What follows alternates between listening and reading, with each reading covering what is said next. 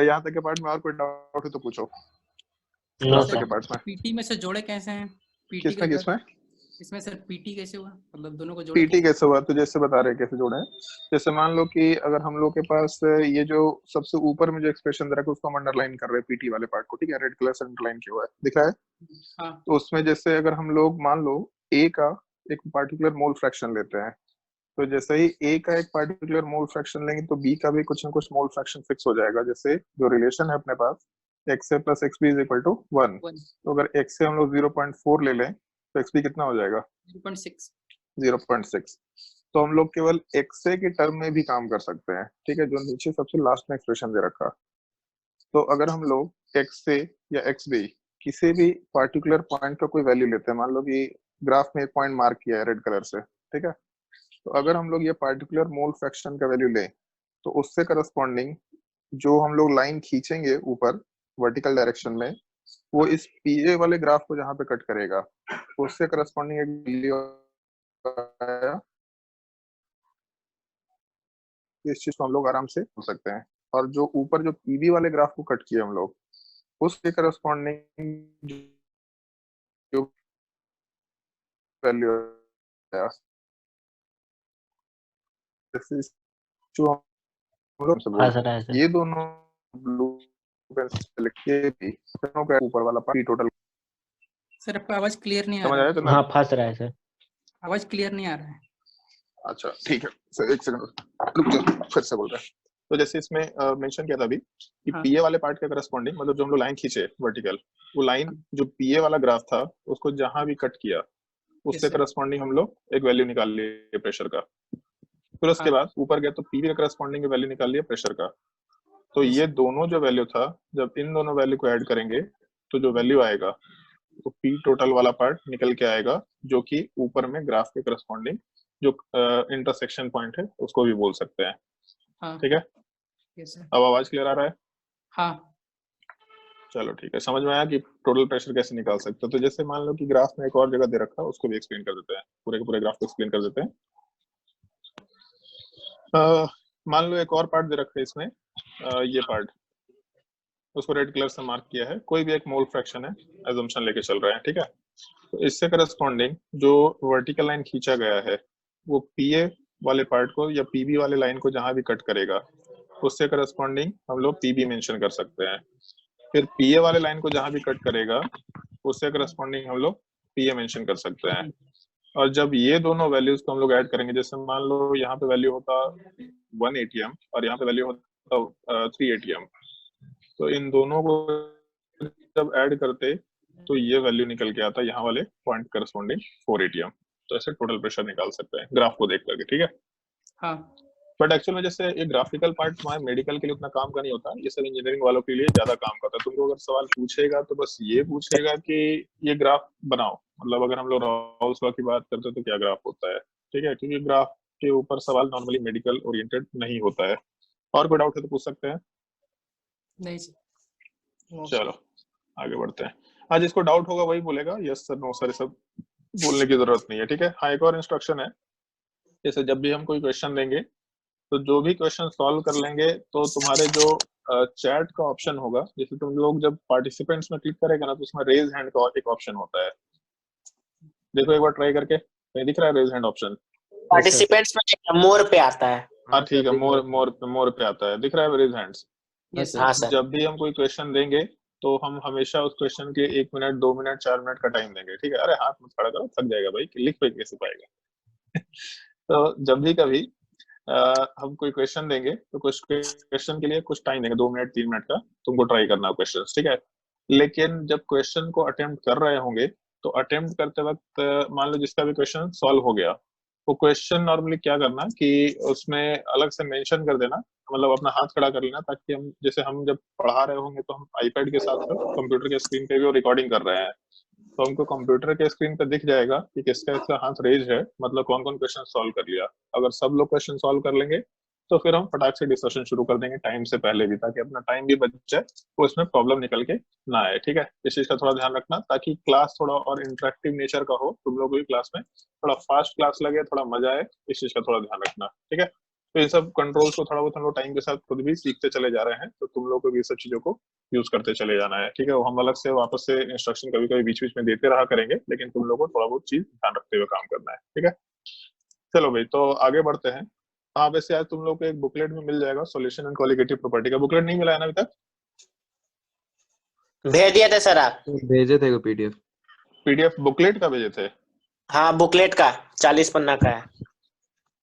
अच्छा, इतना भी काउंट कर लिया तो? देखे थे ना। हाँ, बुकलेट भेज दिए थे, ठीक है। तो जो तुम लोगों को बुकलेट भेजे हैं आज, उससे भी हम लोग कुछ कुछ क्वेश्चंस होमवर्क देंगे। तुम एक सेकंड रुक जाओ, तो आप बुकलेट डाउनलोड कर लेते हैं।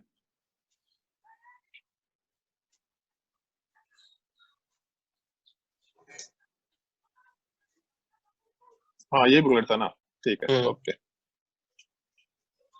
आज बुकलेट से होमवर्क मिलना शुरू होगा तो तुम्हारी जिंदगी शुरू हो जाएगी वापस से वैसे ही जैसे हम लोग क्लासेस में करते थे। बुकलेट से होमवर्क मिलेगा, होमवर्क का डिस्कशन अगले लेक्चर में होगा, बस नॉर्मल जैसे चल रहा है, ठीक है। चलो भाई, ध्यान देते हैं। एक क्वेश्चन निहार सर तुम लोग को होमवर्क दिए थे, ये हाँ क्वेश्चन है ना, हाँ सर। जिसको भी डाउट है पूछ सकता है। आंसर दे रखा है इसके नीचे, जिसको भी डाउट है पूछ सकता है।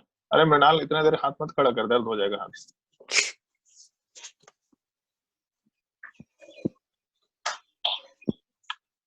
सबसे सवाल सॉल्व हो गया? किसी को डाउट यस नहीं है? Sir. Sir no doubt sir. है हमको। जिसको डाउट है बस वो बोलेगा, जिसको डाउट नहीं है वो डिस्टर्ब नहीं करेगा, ठीक है। चलो सर ध्यान हमको देते डाउट हैं। है। हाँ ठीक है, चलो ध्यान देते हैं। जैसे क्वेश्चन में बोल रखा, at 88 degree Celsius benzene has a vapour pressure of 900 torr and toluene has a vapour pressure of 360 torr, ठीक है। दो अलग अलग प्रेशर दे रखा। What is the mole fraction of benzene in the mixture with toluene that will be boiled at 88 degrees Celsius and 1 atm pressure? Benzene toluene forms an ideal solution. जैसे अभी तक के लिए जो भी क्वेश्चंस आएंगे उन सारे क्वेश्चंस को हम लोग आइडियल सॉल्यूशन ही मान के चलेंगे। रियल क्या होता है या नॉन आइडियल सॉल्यूशन क्या होता है, हम लोग 2-3-4 लेक्चर्स के बाद डिस्कस करेंगे। सबसे almost second last topic. Last class में शायद तुम लोग को बॉइलिंग पॉइंट का डेफिनेशन या उससे पहले क्लास में बॉइलिंग पॉइंट का डेफिनेशन बताया होंगे यार सर। कि जब भी कभी किसी भी एक लिक्विड का वेपर प्रेशर एटमॉस्फेरिक प्रेशर के बराबर हो जाता है, तो जिस टेम्परेचर पे ये चीज होता है, लिक्विड का vapour pressure becomes equal to the external pressure, तो वहां पे हम लोग उस टेम्परेचर को बॉइलिंग पॉइंट बोल सकते हैं। तो जैसे वेपर प्रेशर को हम लोग को एक्सटर्नल प्रेशर के बराबर करना होता है, तो जब एक सिंगल लिक्विड है तो सिंगल लिक्विड के वेपर प्रेशर को एक्सटर्नल प्रेशर के बराबर किए। जैसे अगर वाटर है तो वाटर के केस में जब हम लोग 100 डिग्री सेल्सियस पे जाते हैं तब उसका वेपर प्रेशर 1 atm के बराबर होता है। तो जब हम लोग 100 डिग्री सेल्सियस पे जाएंगे, मतलब टेम्परेचर इंक्रीज करते करते करते करते अगर 100 डिग्री सेल्सियस पे गए तो जो वेपर प्रेशर वाटर का निकल के आएगा वो चीज 1 atm के बराबर होगा। इसका मतलब जो वेपर प्रेशर है वो एक्सटर्नल प्रेशर के बराबर हो गया। और अगर वेपर प्रेशर एक्सटर्नल प्रेशर के बराबर हो गया तो उस टेम्परेचर को हम लोग बॉइलिंग पॉइंट बोल सकते हैं। जैसे बचपन में जो डिफिनेशन पढ़े थे, the temperature at which liquid boils is called as boiling point, गलत नहीं है, लेकिन हम लोग को थोड़ा डिटेल डिफिनेशन चाहिए होता है। जिस टेम्परेचर पे किसी भी लिक्विड का वेपर प्रेशर एक्सटर्नल प्रेशर के बराबर हो जाए उस पार्टिकुलर टेम्परेचर को हम लोग बॉइलिंग पॉइंट नॉर्मली बोल सकते हैं। तो जैसे अगर एक लिक्विड था तो उसकी जगह पे हम लोग मिक्सचर ले सकते हैं। तो अगर मिक्सचर का जो प्रेशर होता है, जो पी सॉल्यूशन है, उसको वेपर प्रेशर ऑफ सॉल्यूशन भी बोल सकते हैं। तो अगर एक मिक्सचर का जो सॉल्यूशन एक मिक्सचर का जो वेपर प्रेशर है अगर वो एक्सटर्नल प्रेशर के बराबर हो गया तो उस पार्टिकुलर टेम्परेचर को हम लोग आराम से बॉइलिंग पॉइंट बोल सकते हैं। तो जैसे एक चीज देखो यहाँ पे थर्ड लाइन में दे रखा, what is the mole fraction of benzene in the mixture with toluene that will be boiled at 88 degree Celsius, मतलब बॉइलिंग पॉइंट 88 डिग्री सेल्सियस होना चाहिए at 1 atm प्रेशर। तो at 1 atm प्रेशर का मतलब external pressure 1 atm के बराबर है। तो एक इंफॉर्मेशन है अपने पास यहाँ से, P external is equal to 1 atm। तो इसका मतलब ये है कि जो अपना वेपर प्रेशर होगा सॉल्यूशन का ये भी 1 atm के बराबर होना चाहिए, तभी जाके बॉइलिंग पॉइंट डिफाइन कर पाएंगे। तो मालूम पड़ गया अपने को सॉल्यूशन का जो प्रेशर है पी सॉल्यूशन वो 1 atm के बराबर होना चाहिए। लेकिन प्रॉब्लम क्या सॉल्यूशन में, प्रॉब्लम क्या क्वेश्चन में, कि हम लोग के पास जो बेंजीन का और जो टोलुइन का वेपर प्रेशर है वो टॉर में दे रखा। तो हम लोग हमेशा जब भी कैलकुलेशन करेंगे तो सेम यूनिट में करेंगे। सेम यूनिट में करने का मतलब अगर क्वेश्चन में एटीएम दे रखा या टॉर दे रखा तो आइदर एटीएम को टॉर में कन्वर्ट कर लो या टॉर वाले पार्ट को एटीएम में कन्वर्ट कर लो। तो हम लोग एटीएम को टॉर में कन्वर्ट कर लेते हैं, ज्यादा आसान कैलकुलेशन है। सुन रखा होगा 1 एटीएम, जिस क्लास 11th में डिस्कस किया था गैस स्टेट में, sorry 1 ATM is equal to 760 torr.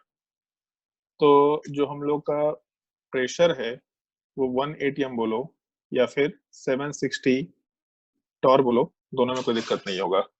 तो एक चीज मालूम पड़ गया कि हम लोगों को सॉल्यूशन का प्रेशर 760 टॉर के बराबर करना है। तो जो अपना रॉल्स लॉ में फॉर्मूला था, पी सॉल्यूशन या P total is equal to P naught A X A plus P naught B X B. ये फॉर्मूला हम लोग आराम से अप्लाई कर सकते हैं। और सवाल में अगर ढंग से देखो, राइट साइड में लिख रहा हूँ इस चीज को, बेंजीन का वेपर प्रेशर 900 टॉर है। तो बेंजीन का वेपर प्रेशर मतलब benzene as a pure solvent या एज अ प्योर लिक्विड होता तो उसका वेपर प्रेशर कितना होता। तो इस केस में पी नॉट ए मतलब पी नॉट बेंजीन वाले पार्ट को हम लोग आराम से 900 टॉर के बराबर लिख सकते हैं। और उसी के जस्ट नीचे टॉल्यूइन का प्रेशर दे रखा है 360 टॉर के बराबर। तो बेंजीन का और टोल्यूइन का मतलब P naught A P naught B मान के हुए चल रहा है हम लोग, but P naught benzene is equal to 900 और P naught toluene is equal to 360 torr. तो जैसे इस इक्वेशन में सॉल्यूशन का प्रेशर तो मालूम है 760, P naught A P naught B वाला पार्ट मालूम है, और सवाल में पूछा है बेंजीन का मोल फ्रैक्शन कितना होगा। सेकंड लाइन में लास्ट में पूछ रखा बेंजीन का मोल फ्रैक्शन कितना होगा। तो हम लोगों को पूरे इक्वेशन को एक ही सब्सटेंस के मोल फ्रैक्शन के फॉर्म में डालना है। तो हम लोग ए सब्सटेंस को बेंजीन मान के चल रहे थे, तो हम लोग एक्सए वाले पार्ट को वैसे ही छोड़ देते हैं, एक्सबी को हम लोग एक्सए के टर्म में डाल देते हैं। तो जो रिलेशन था अपने पास x a plus x b is equal to 1, इसका मतलब x b is equal to 1 minus x a अगर यूज करें और उसको इस इक्वेशन में पुट करें तो यहाँ से पी सॉल्यूशन वाला पार्ट 760 है और सीधा लिख देते हैं पी नॉट ए वाला पार्ट 900 के बराबर है, और जो एक्सए है उस चीज को हम लोग ए के बराबर मान लेते हैं ताकि इतना बड़ा इक्वेशन लिखना ना पड़े, ए के बराबर। और जो एक्स बी है इसको बी के बराबर मान लेते हैं। मतलब जो एक्स बी वाला पार्ट था ये बी हो गया, एक्स ए वाला पार्ट ए के बराबर हो गया। तो यहाँ से पी नॉट बी वाले पार्ट को वैसे ही छोड़ देंगे और एक्स बी वाले पार्ट की जगह पे 1 माइनस ए आराम से मेंशन करके काम कर सकते हैं। तो जो पी नॉट बी है ये दे रखा है सवाल में 360 टॉर के बराबर, तो यहाँ पे 360 से इसको मल्टीप्लाई कर सकते हैं। तो जब ये कैलकुलेशन करेंगे हम लोग तो यहाँ से 900A माइनस 360A, 900 से अगर 360 को माइनस करेंगे तो इसका मतलब 540A के बराबर वैल्यू निकल के आना चाहिए, और उसके अलावा प्लस 360 वैल्यू निकल के आएगा। तो इसके कैलकुलेशन में जब हम लोग 360 को दूसरे साइड लेके जाएंगे तो उसके हिसाब से 760 में से 360 हट जाएगा, इसका मतलब बचेगा 400। तो 400 इज इक्वल टू 540A। और यहाँ से जब हम लोग कैलकुलेशन में ये कैलकुलेट करेंगे तो 400 बाई 540 वैल्यू होना चाहिए, उसका अप्रोक्सीमेटली वैल्यू 0.74 ठीक ठीक दिखाई दे रहा है। समझ आया क्वेश्चन? अगर किसी को डाउट है तो पूछ सकता है और बाकी क्वेश्चन का सॉल्यूशन नोट कर सकते हैं।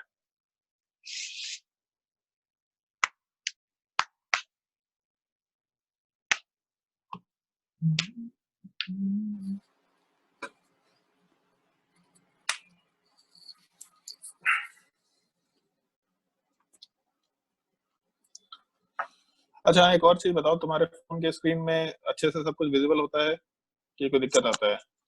विजिबल है सर। ठीक है, क्योंकि हम लोग स्क्रीन का साइज में थोड़ा एक्सपेरिमेंट कर रहे हैं। पहले दिन क्लास लिए थे इंजीनियरिंग वालों का, उसका स्लाइड अलग था, दूसरे दिन थोड़ा अच्छा, तीसरे दिन थोड़ा और ऑप्टिमाइज किया कि फोन के स्क्रीन में ठीक दिखे। अगर कोई भी टाइप का दिक्कत होगा कि सर इसमें डायग्राम थोड़ा बड़ा करके रखा कीजिए, सर इसका फॉन्ट थोड़ा बड़ा करके रखा कीजिए, तो तुरंत बताना ताकि हम लोग मॉडिफिकेशन कर पाए उस चीज में। और अगर ऑनलाइन क्लासेस ठीक ठीक चलेगा तो तुम लोग हम कोचिंग बंद करके ऑनलाइन क्लासेस ही कर देंगे, बेस्ट रहेगा। घर पे बैठे बैठे पढ़ाई करो,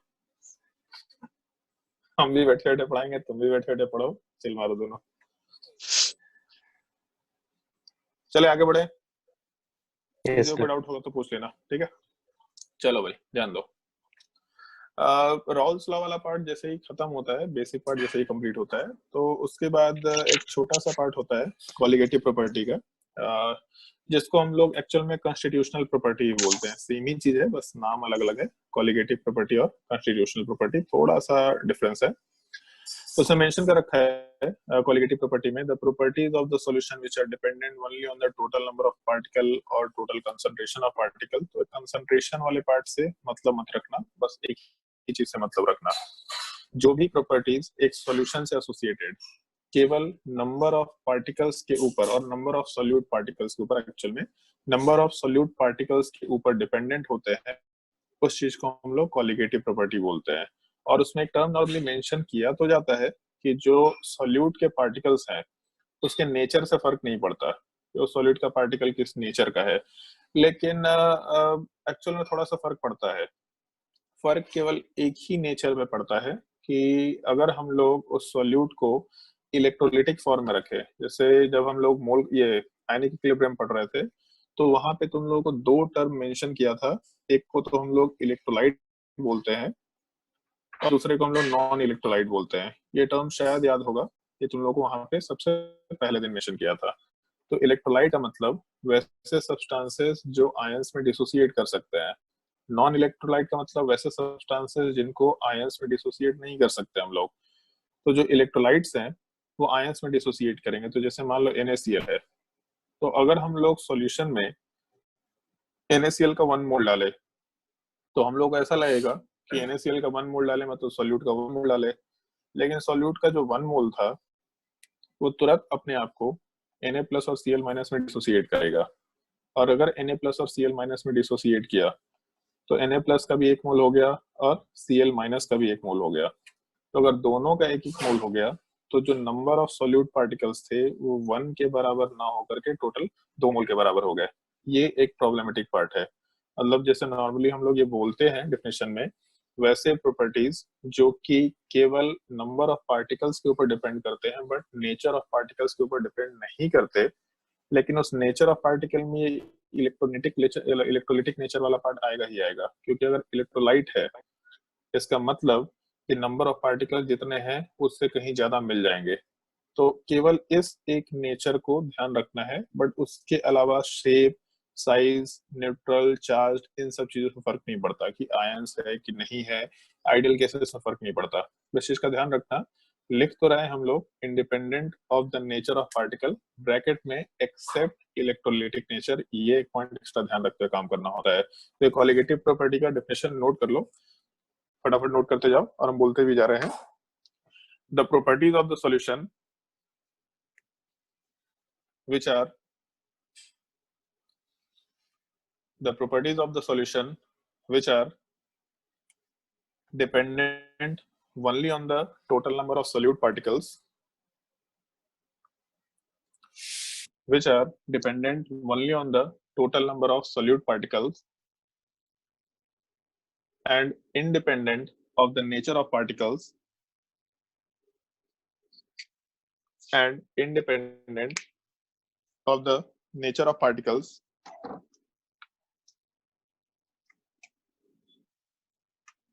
ब्रैकेट में लिख लो एक्सेप्ट इलेक्ट्रोलिटिक नेचर,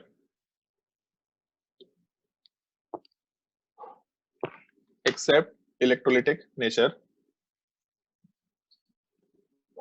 ब्रैकेट के बाद जो दे रखे हैं that is shape, size, neutral, charge, etc. Shape, size, neutral charge, etc.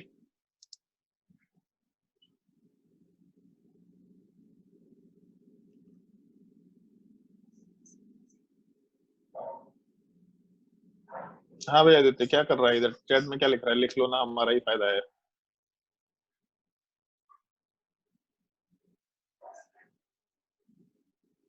बोलो भाई। सॉरी सर, आपको चला गया। तुषार भेज रहा था कि ये क्या लिखवा रहे हैं सर, ये तो लिखा ही इतना हुआ है। इतना मार मारेंगे ना तुम लोगों को, तुम लोगों को नोट भेजना ही बंद कर देंगे। तो तुम्हारा फायदा और नुकसान तुम देख लेना, ठीक है? हम तुम्हारे मतलब जितने भी बैच ना उसमें सबसे नालायक बैच तुम्हारा ही है। सर हम थोड़ी बोले, तुषार हमसे बोला तो हम बोले लिख ले, तेरा ही फायदा है। क्या भी तुषार, तेरे को तो आवाज नहीं आ रही थी? हाँ सर, आ रही है। आ रही है। चलो जान आगे। जैसे कॉन्स्टिट्यूशनल प्रॉपर्टी वर्ड यूज करते हैं हम लोग, तो उसमें मेंशन कर रखा property which are dependent on the nature of particles are called as constitutional property. मतलब यहाँ पे उल्टा है, यहाँ नंबर ऑफ पार्टिकल से मतलब नहीं, यहाँ पे नेचर ऑफ पार्टिकल से मतलब है। लेकिन एक्चुअल में ये टर्म हम लोग यूज नहीं करते, इसका सॉल्यूशन एंड कोलिगेटिव प्रॉपर्टी में कहीं भी कोई यूज नहीं है। हम लोग कॉन्स्टिट्यूशनल प्रॉपर्टी को वर्ड को डिस्कस नहीं करेंगे, ठीक है। उसके नीचे जैसे 4 टाइप के कोलिगेटिव प्रॉपर्टी हैं जो तुमको ध्यान रखने होंगे। पहला colligative property relative lowering of vapour pressure या relative lowering in vapour pressure, दूसरा एलिवेशन इन बॉइलिंग पॉइंट, तीसरा डिप्रेशन इन फ्रीजिंग पॉइंट, और चौथा ऑस्मोटिक प्रेशर। जैसे एक चीज का थोड़ा ध्यान रखना है यहाँ पे सवाल में, जैसे अगर ये पूछेगा which of the following is colligative property, तो उसमें ध्यान ये रखना है तुम लोगों को कि बॉइलिंग पॉइंट कोलिगेटिव प्रॉपर्टी नहीं है। बॉइलिंग पॉइंट का जो एलिवेशन है यहाँ दे रखा है डेल्टा टीबी, तो boiling point is not a colligative property, rather boiling point का केवल एलिवेशन या फिर फ्रीजिंग पॉइंट कोलिगेटिव प्रॉपर्टी नहीं है, फ्रीजिंग पॉइंट का केवल डिप्रेशन, ये टर्म जो है ये कोलिगेटिव प्रॉपर्टी है। जैसे ऑस्मोसिस कोई प्रॉपर्टी नहीं है, ऑस्मोसिस ये है प्रोसेस है, तो उसका ऑस्मोटिक प्रेशर होता है, क्या होता है इस चीज को आगे डिस्कस करेंगे हम लोग। वो ऑस्मोटिक प्रेशर वाला पार्ट अपना कोलिगेटिव प्रॉपर्टी है। सिमिलर टाइप से वेपर प्रेशर कोलिगेटिव प्रॉपर्टी नहीं है। वेपर प्रेशर में जो वैल्यू घटता है रिलेटिव लोअरिंग, और रिलेटिव लोअरिंग क्या होता है वो वैल्यू हम लोग साइड देख सकते हैं, आगे जस्ट अभी एक्सप्लेन करने वाले हैं। Relative lowering in vapour pressure colligative property है, लेकिन वेपर प्रेशर खुद एक कोलिगेटिव प्रॉपर्टी नहीं है, इस एक चीज का ध्यान रखना। भाई आदित्य माइक्रोफोन ऑन रखेगा, बहुत मार मारेंगे, ठीक है, इस चीज का ध्यान रखना। तो जैसे 4 अपने पास कोलिगेटिव प्रॉपर्टीज हैं, उसमें रिलेटिव लोअरिंग वाला part, elevation in boiling point, depression in freezing point, osmotic pressure, इसी ऑर्डर में हम लोग चारों के चारों पार्ट को डिस्कस करेंगे। लेकिन जैसे आगे हम लोग एक और छोटा सा टॉपिक डिस्कस करेंगे, वांट ऑफ फैक्टर। तो नॉर्मली होता क्या है कि जब भी सवाल पूछता है, हम किसी कंपटीशन की बात करें नीट वगैरह में, तो नॉर्मली इस टर्म को इंक्लूड करके सवाल पूछता है, वांट ऑफ फैक्टर, ठीक है। हम लोग जब अभी डिस्कशन करेंगे तो हम लोग शुरू में ये टर्म इंक्लूड नहीं करेंगे, हम लोग केवल अलग अलग ये टॉपिक डिस्कस करेंगे। 1 या 2 न्यूमेरिकल इन टॉपिक के ऊपर बेस्ड हम लोग अभी डिस्कस करेंगे। फिर इन चारों टॉपिक्स के खत्म होने के बाद जब हम लोग वांट ऑफ फैक्टर डिस्कस करेंगे, तो उसके बाद ये वांट ऑफ फैक्टर को इन चारों टर्म से कैसे एसोसिएट कर सकते हैं, उन चारों के चारों पार्ट में उस वांट ऑफ फैक्टर को एसोसिएट करने के बाद फिर हम लोग मिसलेनियस क्वेश्चंस करना शुरू करेंगे। और जब मिसलेनियस क्वेश्चन वाला पार्ट सॉल्व करना शुरू करेंगे तो सेम फॉर्मूले होंगे जो हम लोग कैलकुलेट कर रहे हैं, बस थोड़ा थोड़ा मॉडिफिकेशन के साथ, तब जाके तुमको ज्यादा मजा आएगा इन क्वेश्चंस को सॉल्व करने में। तो हम लोग जैसे पहले टॉपिक में मूव करते हैं, relative lowering of vapour pressure. तो जैसे यहाँ पे देखिए एक चीज मालूम पड़ रहा है, vapour pressure of a solution, तो कुछ थियोरेटिकल दे रखा है, उसको छोड़ो, पहले हम लोग डिस्कशन कर लेते हैं। जैसे मान लो कि 2-3 चीजें बोल सकते हैं हम लोग, वैसे तो मैथमेटिकली इस चीज को एक्सप्लेन कर सकते हैं, पहला चीज, और थियोरेटिकली वैसे एक्सप्लेनेशन लोग नॉर्मली स्कूल्स वगैरह में कहीं भी देते हैं, थोड़ा गड़बड़ होता है, जिसमें नॉर्मली लोग ऐसा बोलते हैं कि मान लो कि हम लोग के पास एक लिक्विड दे रखा, तो जो वेपर प्रेशर हम लोग पढ़े थे उसमें ऐसा मेंशन किया गया था कि वेपर प्रेशर जो होता है वो independent of shape, size, container के कोई फर्क नहीं पड़ता। मतलब अगर हम लोग के पास एक कंटेनर ऐसे क्यूब के फॉर्म में दे रखा या क्यूबॉइड के फॉर्म में दे रखा, और दूसरा कंटेनर मान लो इस टाइप के शेप में दे रखा जिसमें नीचे लिक्विड है, तो हम लोगों को कोई फर्क नहीं पड़ेगा, दोनों में वेपर प्रेशर एग्जैक्टली सेम ही निकल के आना है। मतलब शेप से, साइज से, अमाउंट ऑफ लिक्विड से कभी भी वेपर प्रेशर को कोई फर्क नहीं पड़ता है, ये हम लोग पहले कंसिडर करते हुए चलते आए हैं, ये फैक्टर्स में रहता है। बट अगर मान लो कि जैसे हम लोग हेडिंग के हिसाब से बात करें, लोअरिंग ऑफ वेपर प्रेशर, तो लोअरिंग ऑफ वेपर प्रेशर का मतलब हो गया कि वेपर प्रेशर वाला पार्ट डिक्रीज कर रहा है।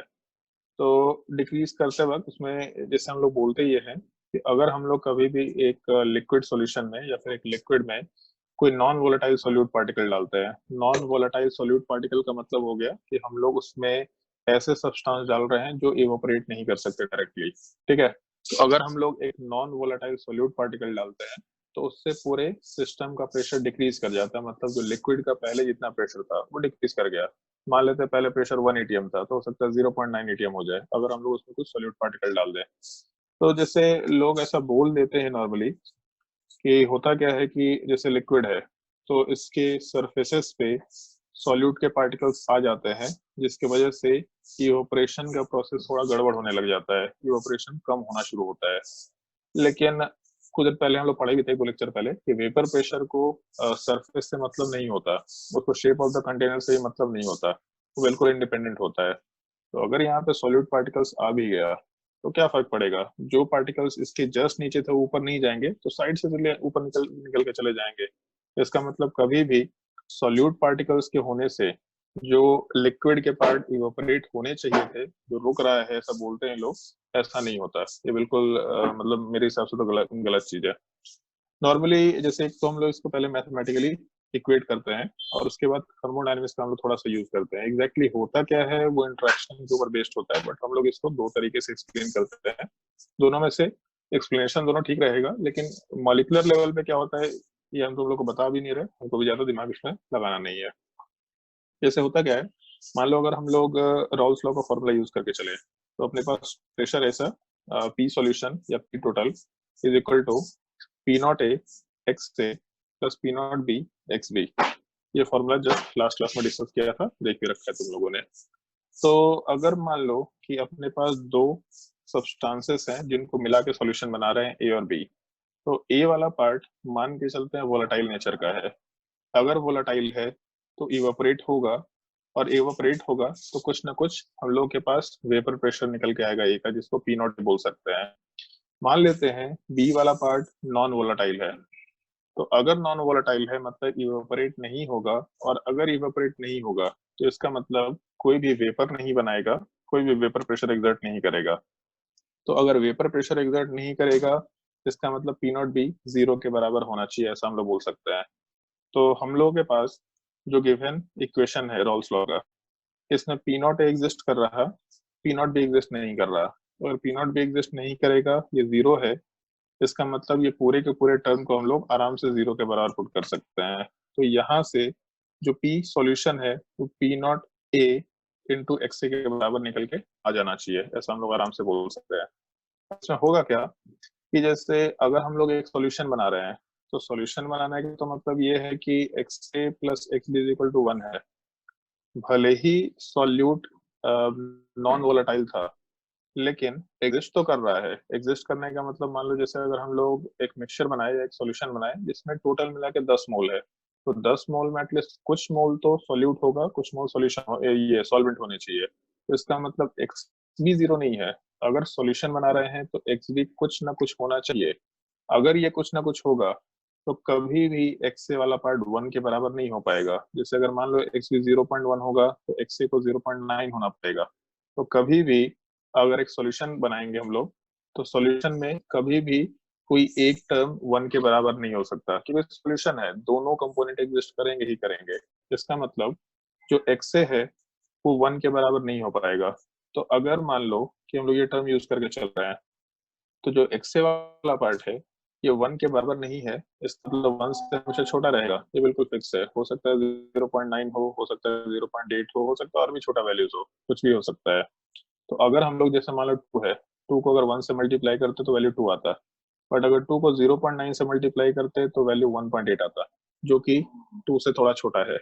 तो वही चीज हम लोग यहाँ पे एक्सप्लेन कर सकते हैं कि अगर मान लो एक्स ए वाला पार्ट एग्जिस्ट कर रहा है अपने पास, ठीक है, जो कि 1 से छोटा है, तो P naught sorry p T is equal to P naught A into x ए।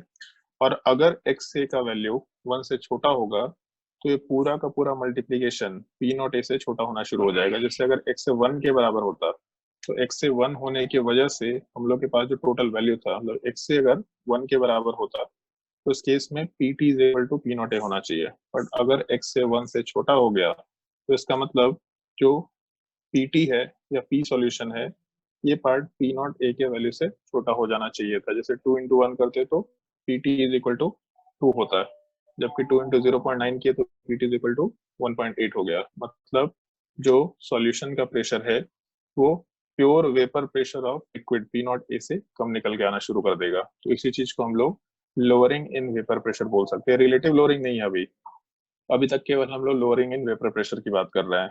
तो इस इक्वेशन को फिर से हम वापस से एक बार लिख दे रहे हैं कि अगर हम लोग के पास कभी भी एक नॉन वोलेटाइल सोल्यूट पार्टिकल देगा, तो जो अपना पी सॉल्यूशन है P naught A X A plus P naught B X B, इसमें पी नॉट बी 0 हो गया तो ये पूरा टर्म खत्म हो गया, और एक्स ए वाला पार्ट हमेशा लेस देन 1 होगा, तो उसके वजह से ये पूरा टर्म हमेशा less than P naught A होना चाहिए।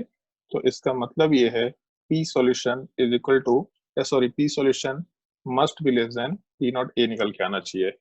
तो लिक्विड अगर इंडिपेंडेंट होता, केवल हम लोग ए लेते, तो लिक्विड का प्रेशर पी नॉट ए होना चाहिए था, लेकिन अगर उसमें नॉन वोलेटाइल सॉल्यूट पार्टिकल डाले तो जो प्रेशर पी नॉट ए था वो थोड़ा डिक्रीज कर गया, और उसी को हम लोग सॉल्यूशन का प्रेशर बोल रहे हैं। तो इस चीज को हम लोग लोअरिंग इन वेपर प्रेशर आराम से बोलते हुए काम कर सकते हैं। बाकी एक थर्मोडायनेमिक्स एक्सप्लेनेशन है जिसको हम लोग यहाँ पे यूज करेंगे, लेकिन इस चीज को यूज करने के लिए हम लोग को थोड़ा बहुत अभी ऑस्मोसिस तक का पार्ट के लिए वेट करना पड़ेगा। जब ऑस्मोसिस को हम लोग एक्सप्लेन करेंगे तो थर्मोडायनेमिक्स का भी रिलेशन यहाँ पे हम लोग डिस्कस करते हुए काम करेंगे। तो इस चीज का ध्यान रखना, अगर हम लोग एक लिक्विड में कोई एक नॉन वोलेटाइल सॉल्यूट पार्टिकल डालेंगे तो जो वेपर प्रेशर होता है वो डिक्रीज कर जाता है। अब उसके आगे हम लोग को कुछ थियोरेटिकल पॉइंट्स में आने हैं, relative lowering of vapour pressure क्या होता है। तो जैसे पहले कुछ पॉइंट्स हैं हम सबको पढ़ लेते हैं। Vapour pressure of a solution of a non volatile solid solute normally होना चाहिए is always found to be less than the vapour pressure of the pure solvent, जो अभी हम लोग यहाँ पे एक्सप्लेन किए। P solution will always be less than P naught A, पहला चीज। दूसरा, some of the solute molecules will occur some, अरे तो डेफिनेशन गलत ही दे रखा है, सॉरी ना, ये वाला डेफिनेशन, ये जो रीजन है ये सही रीजन नहीं है, इस चीज को छोड़ देते हैं, ठीक है। बस ध्यान रखना कि जो सॉल्यूशन का जो प्रेशर होगा वो नॉर्मली क्या, हमेशा जो सॉल्वेंट होगा उसके प्रेशर से कम होना चाहिए, ठीक है। वही चीजें कुछ यहाँ भी दे रखी है। P solution is less than P, मतलब बेसिकली पी नॉट ए की बात कर रहे हैं हम लोग, उसके आगे भी P solution less than P naught A. तो जो लोअरिंग इन वेपर प्रेशर है, लोअरिंग का मतलब कितना वैल्यू घट गया, तो पहले अपने पास वैल्यू पी नॉट ए था, अभी वैल्यू घट के पी सॉल्यूशन के बराबर हो गया। तो जो वेरिएशन हुआ, जो गैप आया डेल्टा पी, इस चीज को हम लोग लोअरिंग इन वेपर प्रेशर बोलेंगे, रिलेटिव लोअरिंग नहीं। इस चीज को हम लोग लोअरिंग इन वेपर प्रेशर बोल सकते हैं। तो यहाँ से वैल्यू अपने पास lowering in vapour pressure is equal to P naught A minus solution, उस चीज को हम लोग डेल्टा पी से डिनोट कर रहे हैं। बट जब हम लोग relative lowering of vapour pressure की बात करेंगे, तो relative lowering of vapour pressure का मतलब होता है जो भी ये गैप है डेल्टा पी, उस चीज को हम लोग पी नॉट ए से डिवाइड कर सकते हैं। तो जो नीचे टर्म दे रखा relative lowering in vapour pressure, इस चीज को हम लोग आराम से delta P upon P naught ए से रिप्रेजेंट करते हुए काम कर सकते हैं। ये दोनों इक्वेशंस नोट कर लो। Lowering in vapour pressure is equal to delta P is equal to P naught A minus P solution, और उसके नीचे रिलेटिव लोअरिंग वाले पार्ट में delta P upon P naught A. ये दोनों चीजें नोट कर लो।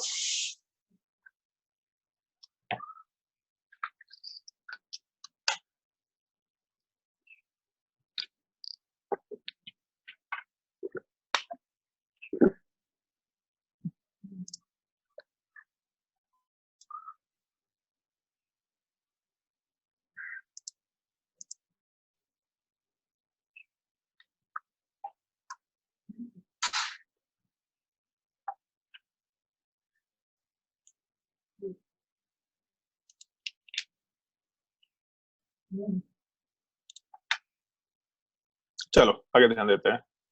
उसमें दे रखा Raoult's law for non volatile solutes वाला पार्ट। तो जैसे अभी जो हम लोग एक्सप्लेन किए P naught A X A plus P naught B X B, वही चीज यहाँ पे अगर हम लोग रॉल्स लॉ को किसी ऐसे सॉल्यूशन के लिए अप्लाई करते हैं जिसमें एक नॉन वोलेटाइल सॉल्यूट पार्टिकल हुआ, तो उस केस में relative lowering in vapour pressure R L P is equal to P naught A minus P solution upon P naught ए।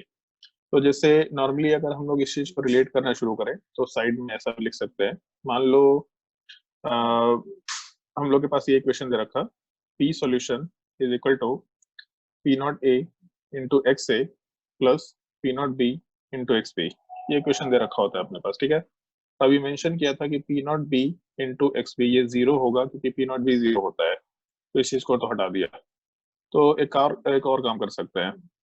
अभी शुरुआत में एक एक्सप्रेशन मेंशन किया था X A plus x B is equal to 1, तो अगर X A plus x B is equal to 1 है तो वहां से X A is equal to 1 minus X भी लिख सकते हैं।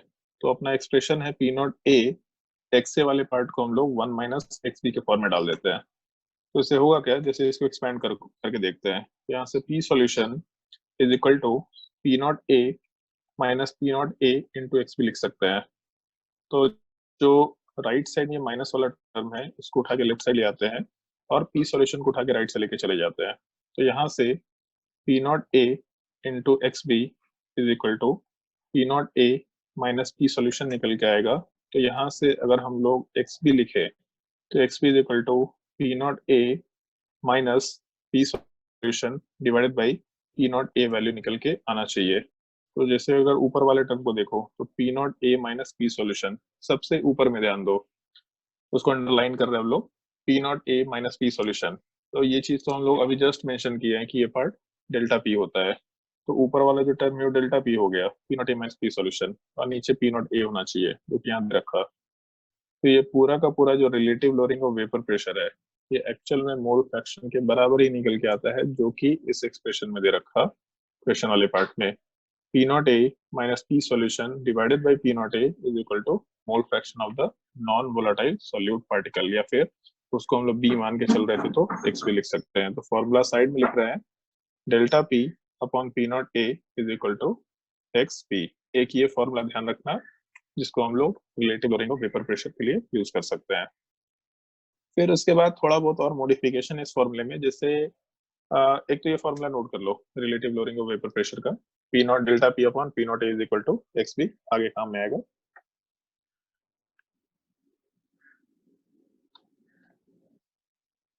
और उसके नीचे ध्यान दो, जैसे इसी फॉर्मूले को हम लोग थोड़ा बहुत चेंज करते हैं। चेंज करने का मतलब जैसे अगर ढंग से देखो तो एक काम करके बता सकते हैं। मान लो कि हम लोग के पास जो एक्सप्रेशन दे रखा उसको हम थोड़ा बहुत ये करते हैं, मैनिपुलेट करते हैं। तो एक सेकंड रुक जाओ, देखते हैं आगे कहीं अगर जगह खाली हो तो वहां कर लेंगे। हाँ ठीक है, यहाँ जगह खाली अपने पास। तो जैसे मान लो अपने पास एक्सप्रेशन दे रखा था delta P upon P naught A is equal to mole fraction of solute B, ऐसा मेंशन कर रखा। तो इस चीज को हम लोग थोड़ा एक्सपेंड कर सकते हैं। डेल्टा पी वाले पार्ट का मतलब था P naught A minus P solution divided by P naught A, और मोल फ्रैक्शन को भी एक्सपेंड कर देंगे। तो यहाँ से P naught A minus P solution divided by P naught A और मोल फ्रैक्शन ऑफ बी है, तो number of moles of B by number of moles of A plus number of moles of B लिखा जा सकता है। Mole fraction का बचपन से चीज पढ़ते आ रहा है फॉर्मूला, ठीक है। एक काम करते हैं, ये दोनों फॉर्मूले को रेसिप्रोकल ले लो, मतलब जो पहला वाला साइड है इसको उल्टा कर दो और जो दूसरा वाला साइड है इसको भी उल्टा कर दो। तो ऐसा कुछ दिखना चाहिए, P naught A divided by P naught A minus P solution is equal to N A plus N B divided by N B. ये मेरे हिसाब से दिखना चाहिए, बस दोनों को उल्टा कर दिया और ज्यादा कुछ नहीं किया। तो जो राइट साइड में टर्म है इसको हम लोग एक्सपेंड कर सकते हैं। एन बी वाले पार्ट से जब दोनों टर्म्स को डिवाइड करेंगे तो यहाँ से एक्सप्रेशन आएगा P naught A divided by P naught A minus P solution is equal to N A by N B plus N B by N B, मतलब 1 हो जाएगा। तो हम लोग एक काम कर सकते हैं, ये जो 1 वाला पार्ट आया इस 1 वाले पार्ट को उठा करके लेफ्ट साइड में लेके चले गए। तो उससे एक्सप्रेशन में पी नॉट ए आया डिवाइडेड बाई नीचे जो टर्म्स है, और ये -1 को एक ही बार हम यूज कर ले रहे हैं, ठीक है। तो जब इसको उठा के लेफ्ट साइड में लाएंगे तो -1 होगा, मतलब एक्सप्रेशन में माइनस पी नॉट ए आएगा और माइनस माइनस प्लस हो जाएगा। तो यहाँ से प्लस पी सॉल्यूशन वाला पार्ट निकल के आना चाहिए जो यहाँ पे नीचे मेंशन कर रखा है। तो एक्सप्रेशन में जैसे अपने पास ऊपर में P naught A minus P naught A plus P solution, नीचे में P naught A minus P solution होगा, और राइट साइड में होना चाहिए N A upon N B. तो इसको अगर हम लोग सिंप्लीफाई करेंगे तो देख के मालूम पड़ रहा है कि ये दोनों कट जाएगा, P naught A minus P naught A. तो बचेगा ऊपर पी सॉल्यूशन, नीचे वाले पार्ट में P naught A minus P solution, और राइट वाले साइड में N A upon N B. तो अब हम लोग फिर से इस फॉर्मूले को उल्टा कर देते हैं। तो अगर फॉर्मूले को उल्टा करेंगे तो यहाँ से आएगा P naught A minus P solution divided by P solution. इस बार मतलब पहले वहां पे पी नॉट ए था, अभी हम लोग का पी नॉट ए वाला पार्ट तो हट गया, अब ऊपर केवल सॉल्यूशन वाला पार्ट बचा है। तो P naught A minus P solution divided by P solution is equal to दूसरे वाले साइड में NB/Na। ये भी एक फॉर्मूला है जो तुम लोग को ज्यादा इंपॉर्टेंटली याद रखना है। ये फॉर्मूला एनसीईआरटी में दे नहीं रखा, लेकिन मोस्टली जितने भी क्वेश्चन दिए जाते हैं उन क्वेश्चंस में सॉल्यूशन का प्रेशर दे रखा होता है। ये जो प्योर सॉल्वेंट है उसका प्रेशर नहीं दे रखा होता है। तो जब भी कभी सॉल्यूशन का प्रेशर देगा तो पहला मोल फ्रैक्शन वाला फॉर्मूला अप्लाई मत करना। जब भी term relative lowering of vapour pressure देगा तो पहला फॉर्मूला अप्लाई करना। बट अगर कभी भी सॉल्यूशन का प्रेशर दे रखा, मुस्कान अपना माइक्रोफोन ऑफ रखो।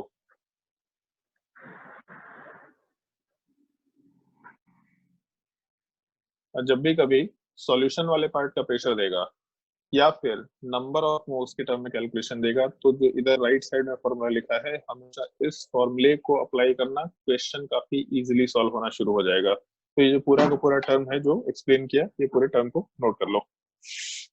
चाहे तो सीधा फॉर्मूला भी नोट कर सकते हैं, ज्यादा बेटर फॉर्मूला नोट कर लो, डेरिवेशन तुम्हारे काम का नहीं होगा। ये फॉर्मूला नोट कर लो जो यहाँ पे लिखा था relative lowering of vapour pressure, उसके जस्ट नीचे ये चीज मेंशन कर लो, P0A minus P solution upon P solution is equal to NB upon Na।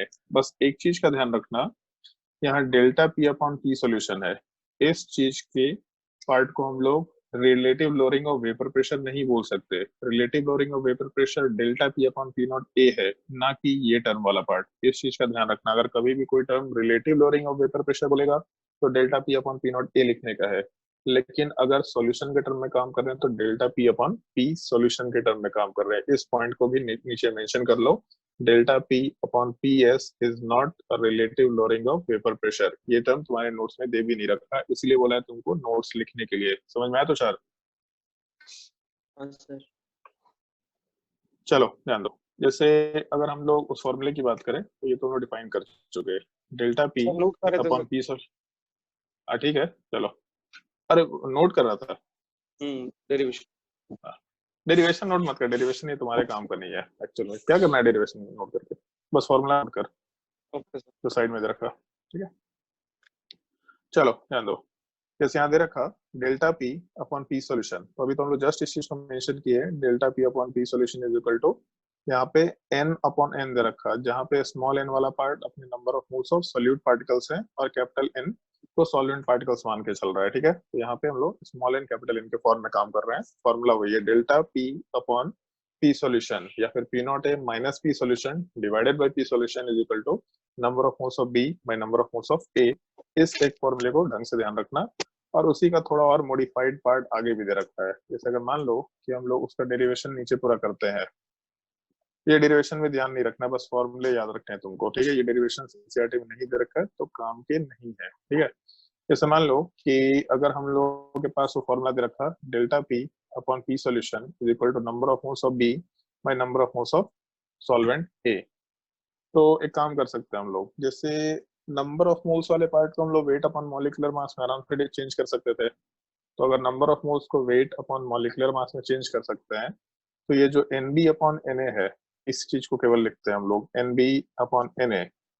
NB को छोड़ देते हैं, Na को हम लोग weight of A by molar mass of A के टर्म में डाल देते हैं, मतलब मास of solvent divided by molar mass of solvent इस टर्म में डाल दिए, ठीक है।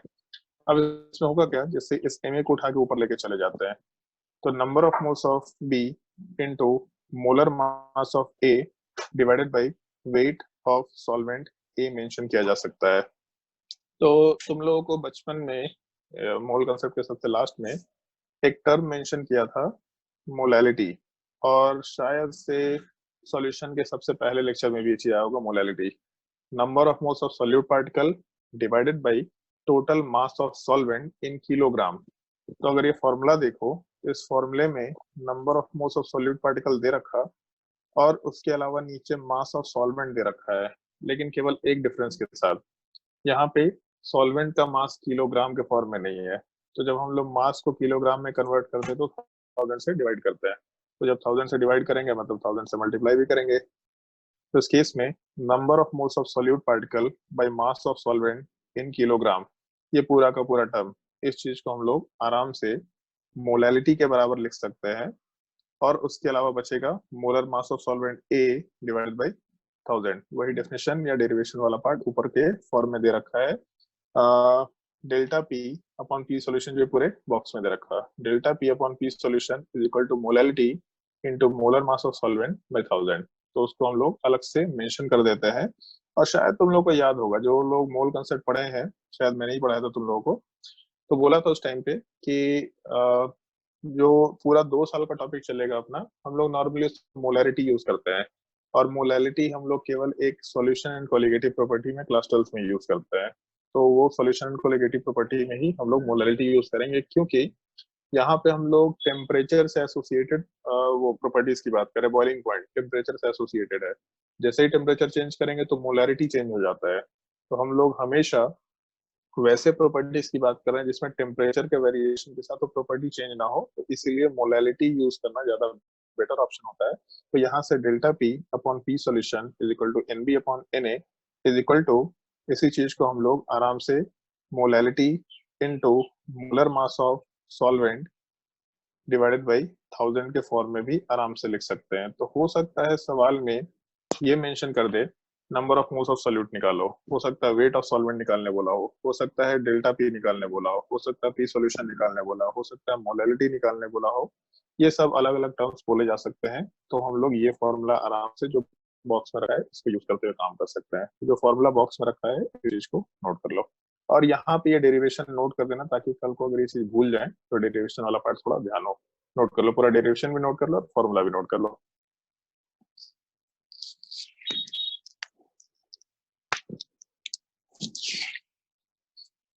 2:30 बज गया जी, बड़ा जल्दी टाइम निकल गया।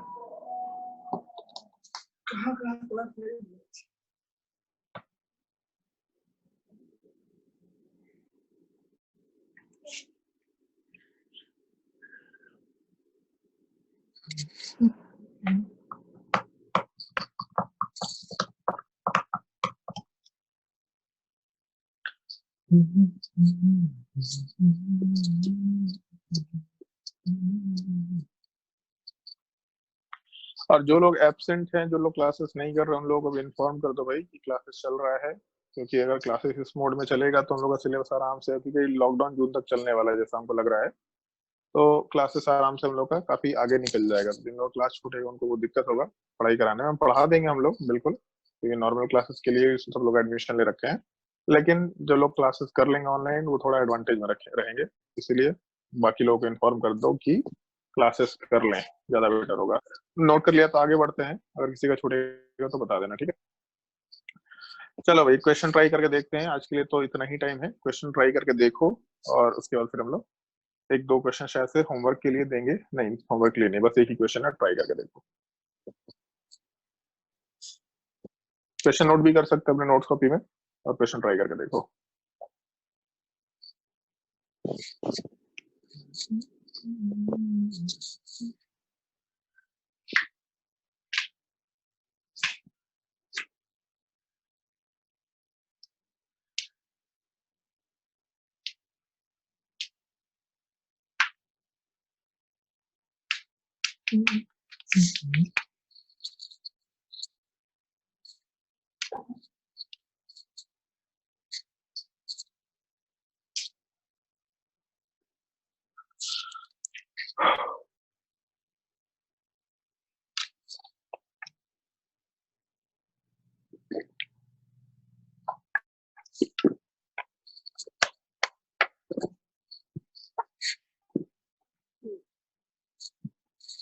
सवाल में सॉल्यूट का मॉलिक्यूलर वेट पूछा है, तो जो number of moles of solute लिखा हुआ था उसको हम लोग को ये क्या बोलते हैं यूज करना पड़ेगा, उस फॉर्मूले के बेसिस पे काम कर पाएंगे। और एक चीज देखो यहाँ पे, अभी भी सॉल्यूशन वाले पार्ट का वेपर प्रेशर दे रखा है, तो अगर कभी भी मोलर मास या नंबर ऑफ मोल्स वाला पार्ट निकालना होगा तो delta P upon P S वाले फॉर्मूले को यूज करना, कैलकुलेशन रिलेटिवली काफी आसान होगा। जब तक मोल फ्रैक्शन नहीं पूछा या relative lowering of vapour pressure word नहीं मेंशन किया, तब तक वो delta P upon P naught A is equal to X B use मत करना, उससे मेहनत बढ़ जाएगा।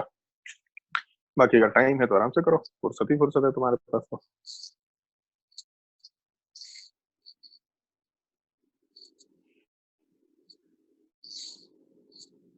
जिन लोग का आंसर आता जाएगा अपना हाथ खड़ा करते चले जाना, ताकि हम लोग सेशन शुरू कर पाए।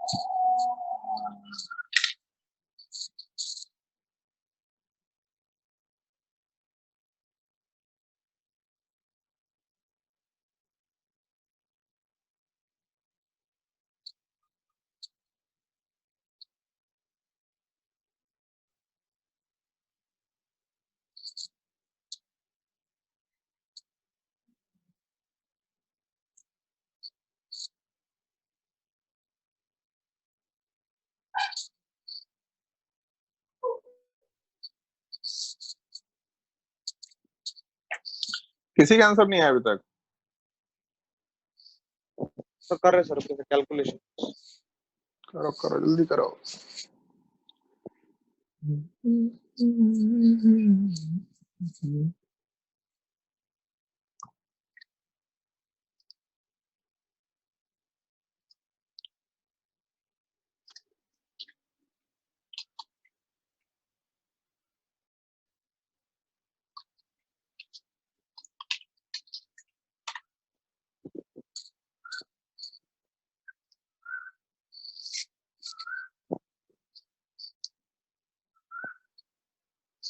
चलो भाई बढ़िया, एक का आंसर आया सुधांशु का।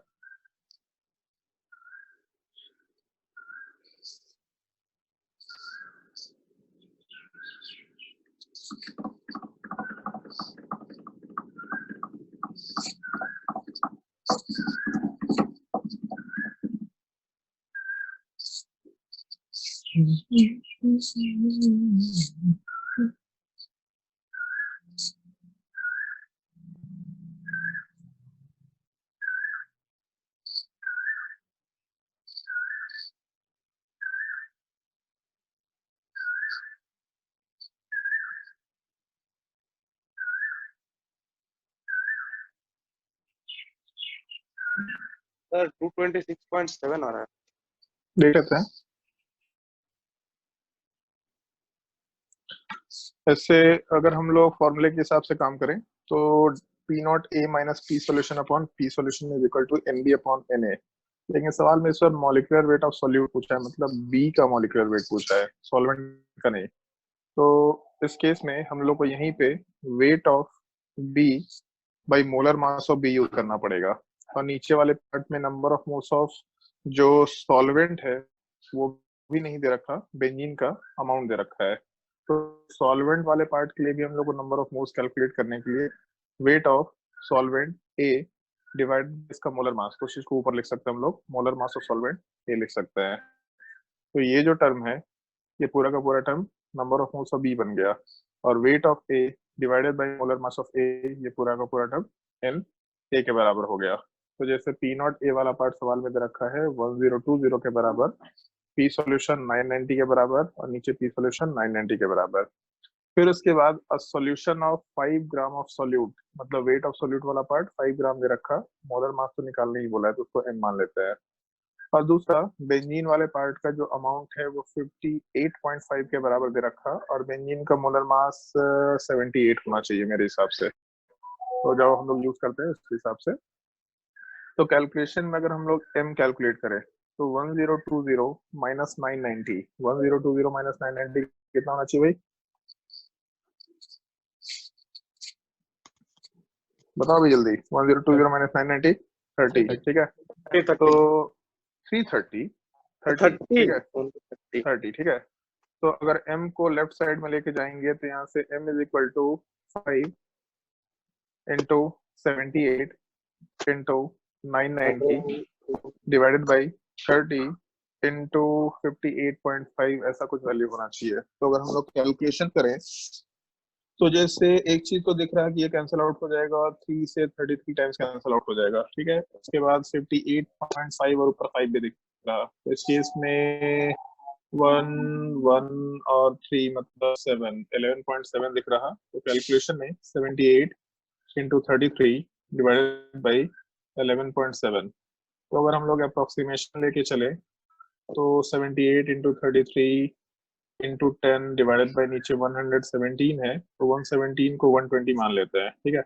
तो नीचे का वैल्यू को बहुत ज्यादा फर्क नहीं पड़ेगा, ऐसा 12 आएगा। फिर ये पार्ट 11 टाइम्स कैंसिल आउट होगा, यहाँ पे 4 आना चाहिए, और 78 वाला पार्ट 4 से तो कैंसिल आउट नहीं होगा, तो इसको 80 अगर मान ले हम लोग, जैसे नीचे के वैल्यू को बढ़ाया था तो ऊपर के वैल्यू को भी बढ़ा दिया, तो यहाँ से ये पार्ट 20 टाइम्स कैंसिल आउट, ठीक तो आ रहा है 220 का राउंड आ रहा है, ठीक है। हो सकता है कि एग्जैक्टली आंसर 226 हो, बट 226 का डिफरेंस नहीं होना चाहिए, 221 220 यार 220 एग्जैक्टली। आ रहा है। हाँ तो फिर हाँ। बढ़िया है, और क्या 220 है भाई। क्या भाई सेकंड कैसे कैलकुलेशन करता है रे तू? क्या हुआ? गलती हो गया। गलती हो गया तो हम लोग का ना 8 9 10 का भी क्लास चल रहा है, इसमें हम लोग कैलकुलेशन सिखा रहे हैं, वो कर लेते एक बार, ठीक है, ऑनलाइन, तो मालूम पड़ जाएगा कि अच्छा कैलकुलेशन कैसे करते हैं। ओके भी बोल रहे हैं नालायक कहीं का। चलो ध्यान दो, क्वेश्चन में अगर किसी को डिफिकल्टी है तो पूछ सकता है, जो क्वेश्चन से कैलकुलेशन का पार्ट हो फर्स्ट किया, बाकी पार्ट में अगर कोई दिक्कत है जिसको भी अपना ऑडियो अनम्यूट करके पूछ सकते हैं।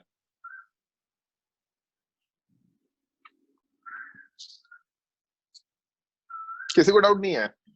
नहीं तो आंसर सब लोग आंसर नोट करने में लगा। अरे इतना छापो मत भाई, छाप तो लेना ही होता है, लेकिन समझने में अगर कोई डाउट है तो पूछो। तो तुम्हारी शक्ल भी नहीं दिख रही कि तुमको ऐसे फेस टू फेस डांटे, थोड़ा बैकग्राउंड में जैसे हम डांटना शुरू करेंगे तो अपना ऑडियो म्यूट कर देना उधर से, गए छोड़ो यार, कौन डांट सुनेगा।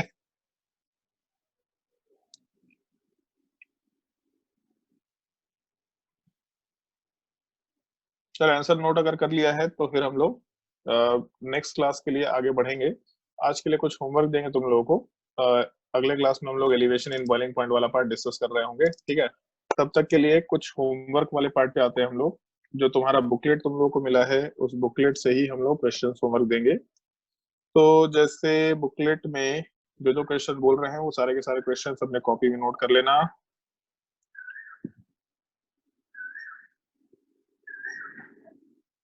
इसमें कुछ बोर्ड लेवल एक्सरसाइजेस भी हैं जो तुम लोग क्लास 12 में हम लोग नॉर्मली इंक्लूड करेंगे। तो जो बोर्ड लेवल एक्सरसाइज है उसमें क्वेश्चन नंबर 1 हम उनको मार्क भी कर देते हैं ताकि नेक्स्ट क्लास के लिए हम लोग को ध्यान रहे। क्वेश्चन नंबर 1 सिंपल सा है। उसके बाद क्वेश्चन नंबर 3, क्वेश्चन नंबर 4, उसके बाद क्वेश्चन नंबर 7, उसके बाद क्वेश्चन नंबर, ठीक है क्वेश्चन नंबर 7 तक ही ट्राई करना है, इतना थ्योरेटिकल क्वेश्चन एक दिन के लिए काफी है। उसके बाद फिर हम लोग जब ऑब्जेक्टिव क्वेश्चंस में मूव करेंगे तो ऑब्जेक्टिव क्वेश्चंस वाले पार्ट में जो नीट लेवल एम्स लेवल का क्वेश्चन है, इसमें क्वेश्चन नंबर एक्सरसाइज 2 का question number 1, question number 2, question number 3। Question number 3 तुम लोग को याद होगा, बचपन में सॉल्व कराया था मोल कंसेप्ट में, ठीक है, बोला भी था इसको रटना है वैल्यू को, ठीक है। उसके बाद 55.5 है ना, बिल्कुल याद रखना उस चीज को। फिर उसके बाद क्वेश्चन नंबर 4, उसके बाद क्वेश्चन नंबर 5, ये तो मोल फ्रैक्शन का पार्ट था। क्वेश्चन नंबर 11, जैसे क्वेश्चन नंबर 11 भी रटना ही है, 55.5 सेम वाली दे रखा, ठीक है। उसके बाद हम लोग कुछ अभी वाले टॉपिक से रिलेटेड सवाल देते हैं, बाकी बात है या और भी दे सकते हो, हमारे को दे ही सकते हैं, तो सब घर में फुर्सत में बैठा होगा, बढ़िया है भाई। Question number 6, question number 7,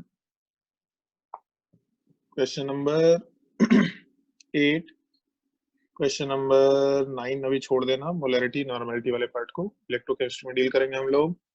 question number 10, question number 11 तो दे ही चुके थे हम लोग। उसके बाद question number 13, sorry question number 13, question number 14, question number नहीं 15 नहीं, क्वेश्चन नंबर 16। चलो अब रॉल्स लॉ वाले पार्ट पे आते हैं। हाँ उसके बाद क्वेश्चन नंबर 27 थ्योरेटिकल सवाल है। 28, 29, 30, 31। और एक चीज देख लो, ग्राफ का एक भी सवाल नहीं है, तुम लोगों को ग्राफ से रिलेटेड बहुत ज्यादा सवाल नहीं पूछे जाते हैं, इसलिए ज्यादा ग्राफिकल पार्ट में मत पड़े रहना, स्पेशली फिजिक्स में। कुछ कुछ चीजें हैं, बस उनके अलावा ज्यादा दिमाग मत लगाना ग्राफ्स में। Question number 32, question number 33, question number 34,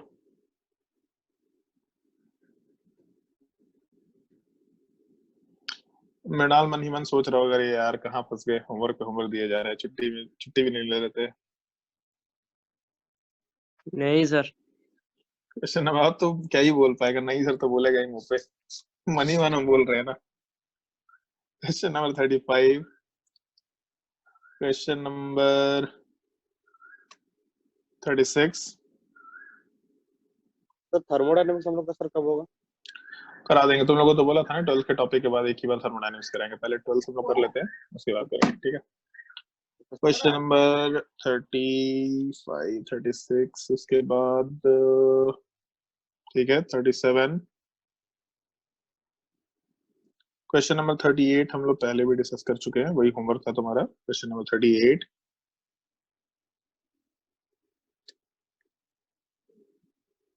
question number 39, question number 40,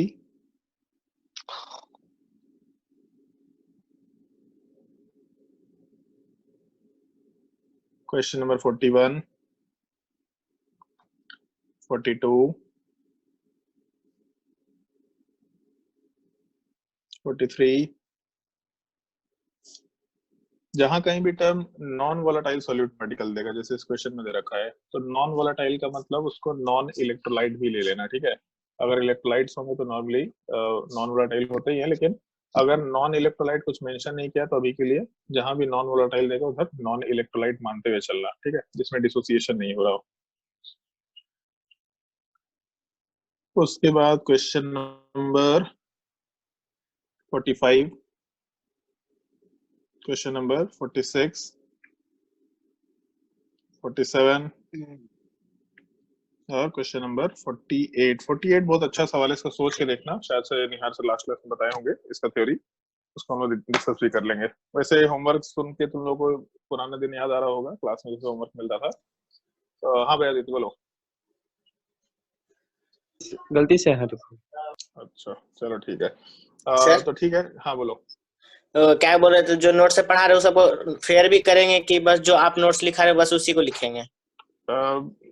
तुम्हारे मन पे है, तुमको जो करना कर लो, क्योंकि बाद में अब वापस ये क्लासेस तो हम लोग कराएंगे नहीं, तो जिस फॉर्मेट में रखना है, मेरे हिसाब से जो डिजिटल नोट्स दे रहे हैं उसको कंबाइन करके प्रॉपर्ली नोट्स बना लेना, तो तुम्हारे पास एक अच्छे से नोट्स होगा। या फिर एक काम कर सकते हैं, लास्ट ईयर जो 12th वालों को पढ़ाया था, तो उन लोगों के नोट्स मांग करके वो भी तुम लोग को फॉरवर्ड कर सकते हैं, ताकि तुम्हारे पास सारा नोट्स एक तरीके से रहे, ठीक है। वो भी हम काम कर लेंगे तो ज्यादा बेटर होगा, लेकिन अपने से भी नोट्स बनाते जाना, क्योंकि खुद का नोट्स ज्यादा बेटर